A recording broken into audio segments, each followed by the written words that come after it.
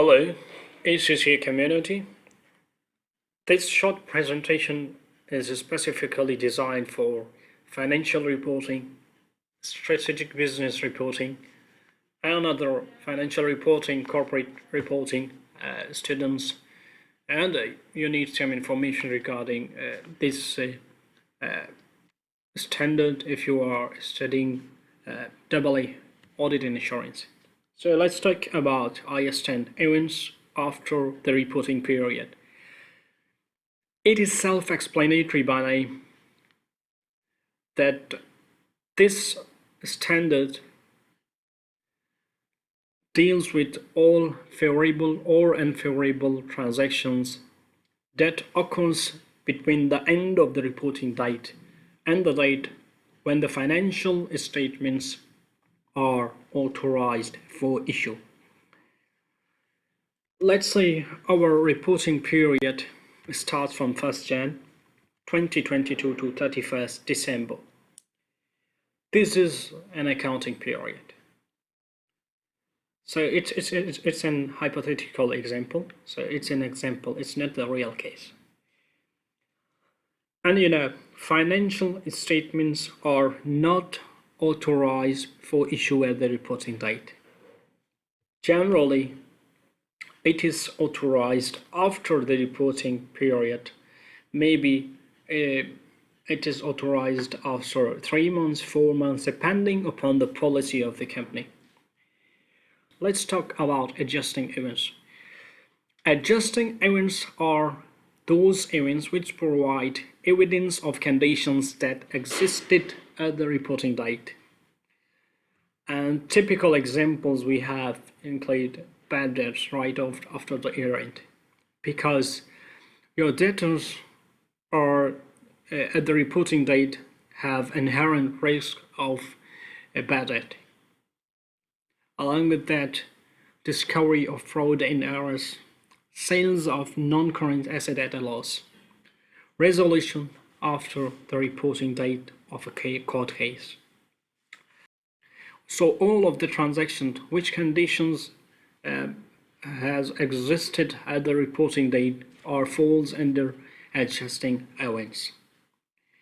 So here one technical aspect I would like to focus you on is that court case. Like for example, if your court case starts during the year, so you have indication at the reporting date about this case. So you will treat this court case as an adjusting event. But what if the court case starts after the reporting date? So you will have to treat this event as non-adjusting events if it starts, if your court case starts after the reporting period, because there is no condition existed at the reporting date. Similarly, if you have any transactions, which you think have no indication or condition existed at the reporting date, so you will have to, treat these events as non-adjusting events. So here is key tips to identify, and understand the adjusting events is to think about the existence of condition at the reporting date. So apart from, like the examples which I have discussed earlier, so these examples of adjusting events are general examples.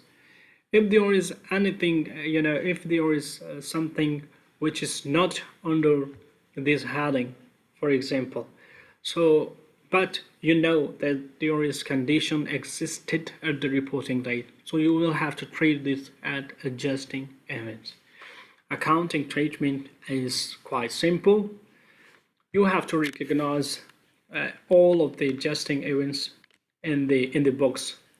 So you will have to pass double entry. If there, for example, if you have bad debt, so you will have to pass double entry for that particular period for which you are preparing your financial statements. So that's it for adjusting events. So let's talk about non-adjusting events. Non-adjusting events are those that are indicative of conditions that arose after the reporting period. Typical examples include business combinations, strike by labor, fire, flood, major share transactions, proposed dividends. So these are general examples.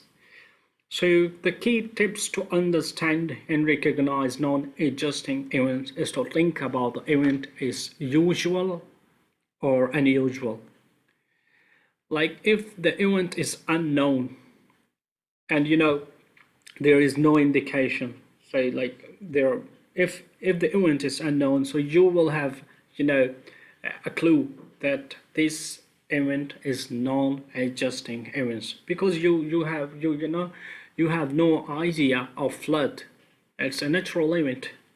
So and you have no idea about the fire. So you will not pre-plan any unnatural events at the reporting date. So these are actually a tip to understand the non-adjusting event. The accounting treatment is also simple. You have to disclose non-adjusting event if it's material. So as by name, non-adjusting events, it is self-explanatory. You have to do no adjustment in the financial statement. So there is an exception of alarming situation, which is going concern situation.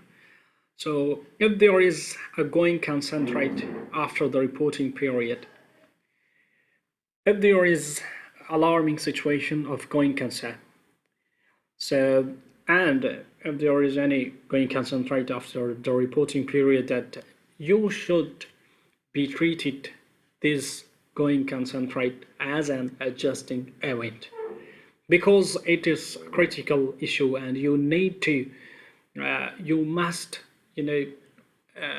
show the clear picture to the financial users of the financial statements. As per faithful representation concept, you need to disclose the clear and actual picture of the to the shareholders of your business. So that's it for now, and also share as well as much as you can. Thank you.